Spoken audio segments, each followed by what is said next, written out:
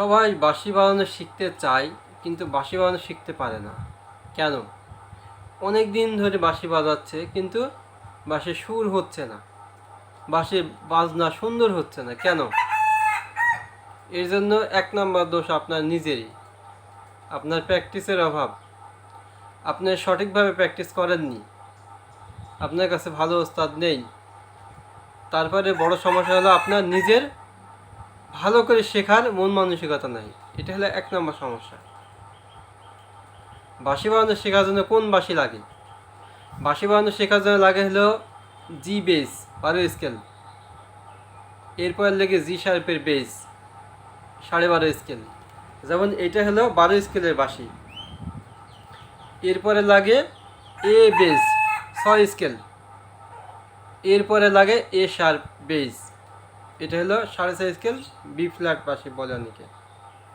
এরপরে লাগে B 7 scale, এরপরে লাগে সি 8 স্কেল, আর সবশেষ লাগে সি শার্প 8.5 স্কেল। তো এতগুলো বাঁশি কি আপনার পক্ষে কেনা সম্ভব? একসঙ্গে শেখার জন্য সম্ভব না। তাহলে কি করতে হবে? আমার মতে এখান থেকে 3টা বাঁশি আমি সিলেক্ট করেছি।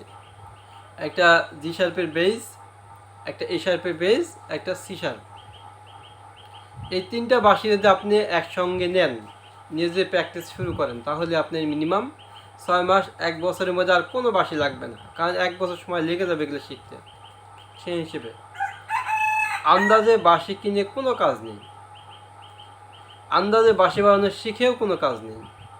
আপনি যতটুকু শিখবেন, যা শিখতে চান, যতই আপনার সময় কম থাকুক, যেটা শিখবেন সঠিক শিখুন, সুশৃঙ্খলভাবে শিখুন।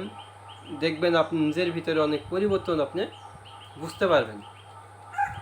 তাহলে আপনাকে প্রথমে শিখতে হবে সারগাম, তাই না? সারগামটা শিখতে হবে খুবই সুশৃঙ্খলভাবে, ধীরে, শান্ত স্বভাবে শিখতে হবে। প্রথমে আপনাকে সারগামটা খুবই ভালো করে মুখস্থ করতে হবে। কীভাবে মুখস্থ করবেন আমি দেখাই দিচ্ছি। এইভাবে কিন্তু বাজাতে হবে। প্রথমে আরোহী, আরোহী মানে সোজা, সা রে গা মা পা ধা নি সা। এইভাবে আপনাকে সুরে সুরে আবেগ নিয়ে মুখস্থ করতে হবে। আবেগ নিয়ে যদি মুখস্থ না করতে পারেন, তাহলে আবেগ নিয়ে বাঁশি বাজবে না। এবার অবরোহী, ঠিক ফিরত আসা, সা নি ধা পা মা গা রে সা। এইভাবে মুখস্থ করতে হবে, করে এইভাবে বাজাতে হবে। তাহলে কি করতে হবে? নিচের 3টা খোলা, উপরের 3টা বন্ধ। তাহলে এবার আমি ফু দিলে যে শব্দ হবে সেটার নাম হলো সা। তাহলে আপনাকে প্রথমে মুখে বলে নিতে হবে সা। এই যে সা, মানে আপনার যতক্ষণ দম থাকবে, ঠিক আছে? সা, এটা বলে নেন, এরপরে ফু দিবেন।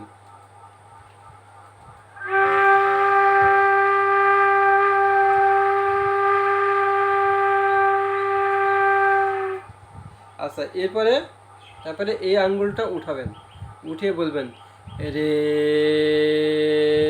যতক্ষণ দম থাকবে, ঠিক আছে? এরপরে যতক্ষণ দম থাকবে ততক্ষণ ফু দিবেন।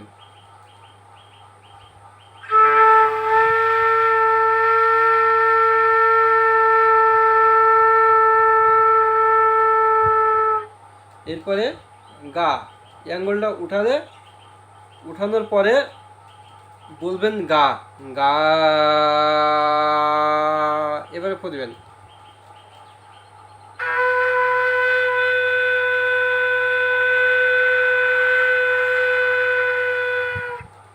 এরপরে এই আঙ্গুল উঠাবেন, উঠিয়ে বলবেন মা,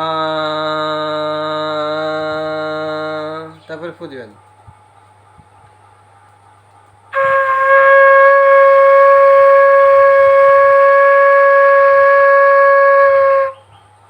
এরপরে সবগুলো বন্ধ করে এই আঙ্গুলটা হালকা খোলা রাখবেন, আর বাঁশি ধরবেন সব সময় এই যে এইভাবে এইভাবে এইভাবে এইভাবে এইভাবে ধরে হাতটা ক্রস করে নেবেন উপরের দিকে। এই যে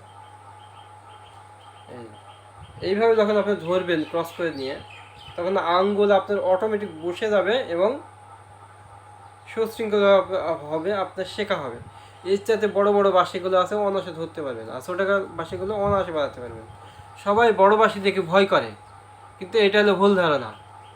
বড় বাঁশি দিয়ে শিখলে আপনার শেখাটা দ্রুত হবে, ফিঙ্গারিংটা ভালো হবে। যেই 3টা বাঁশির কথা আমি বললাম এগুলো আপনি একসঙ্গে নিয়ে শুরু করেন, আপনার সর্বোচ্চ ভালো হবে। আচ্ছা, তাহলে এবার কি বাজাবো? পা। পা মুখে বলে দেব, পা।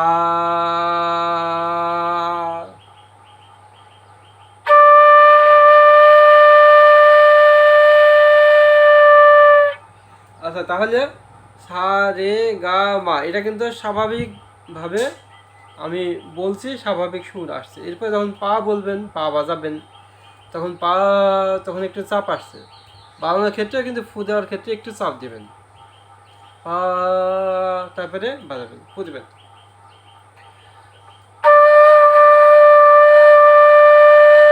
তারপরে এই আঙ্গুলটা উঠাবেন, উঠিয়ে বলবেন ধা।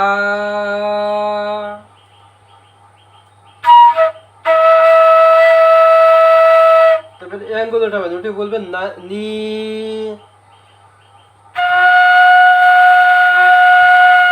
তারপরে এটা উঠে বলবেন সা, উপরে সা, চিকুন সা।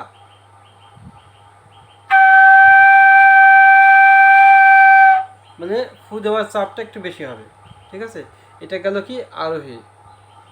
এবার অপরোহী মানে ফেরত আসা। এবার সা, এভাবে বলবেন, বলে এভাবে বাজাবেন।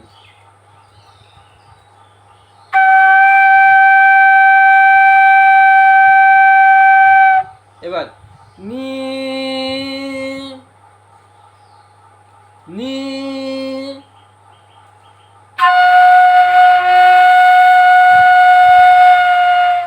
তারপরে ধা,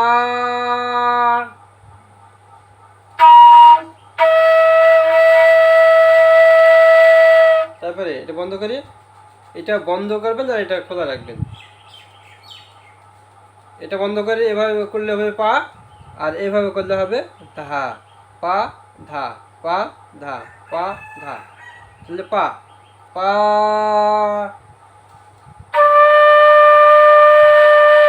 সবগুলো খোলা দিকে মা, মা।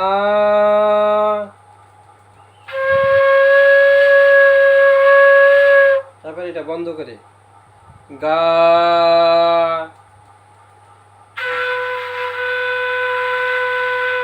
তারপরে এটা বন্ধ করে রে,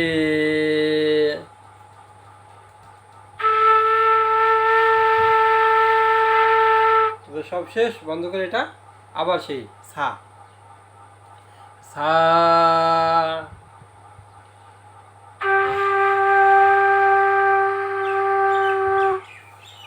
আমি আপনাকে গ্যারান্টি দিচ্ছি, আপনি যদি শুধু এই সারেগামাটা মিনিমাম 1 মাস প্র্যাকটিস করেন, মনে করেন আপনার হয়ে গেছে, তারপর আপনি বাজাবেন 1 মাস পুরো, 1 মাস পুরো আপনি এই সারেগামাটা মুখস্থ করবেন, শুধু সারেগামাটা, অন্য কোনো কিছু দরকার নেই। দেখুন আপনার ভিতরে অনেক পরিবর্তন আসবে, অনেক। ঠিক আছে? খালি বলেন বাঁশি বাজাতে শিখতে পারলাম না, অমুক তমুক, নিজের অজুহাত কখনো দিবেন না। প্রতিদিন চেষ্টা করবেন মিনিমাম 1 ঘন্টা করে অনুশীলন করার সুযোগ যেন থাকে। 1 ঘন্টা না হলে অন্তত পক্ষে আধা ঘন্টা হলে বাজাবেন, আধা ঘন্টা সময় না থাকলে 20 মিনিট হলে বাজাবেন, প্রতিদিন বাজাবেন। হবে না কেন? হতেই হবে। নিজের ভিতরে একটা জেদ সৃষ্টি করেন, নিজের ভিতরে একটা প্রতিজ্ঞা সৃষ্টি করেন, প্রতিজ্ঞা করলে হবে, তা নাহলে হবে না। এর চাইতে সহজ বাংলা ভাষা কিন্তু আমার কাছে আর নাই। খুবই স্ট্রেট ফরওয়ার্ডভাবে আমি বলছি, এভাবে করতে হবে, তাহলে হবে, তা নাহলে কিন্তু হবে না। আর ভিডিওটা অনেক লং হয়ে গেল, আপনারা একটু চেষ্টা করবেন এটা দেখার জন্য, একটু কষ্ট করে হলেও আপনারা নিজেদেরই উপকার হবে। ঠিক আছে, বিয়াস, ভালো থাকবেন।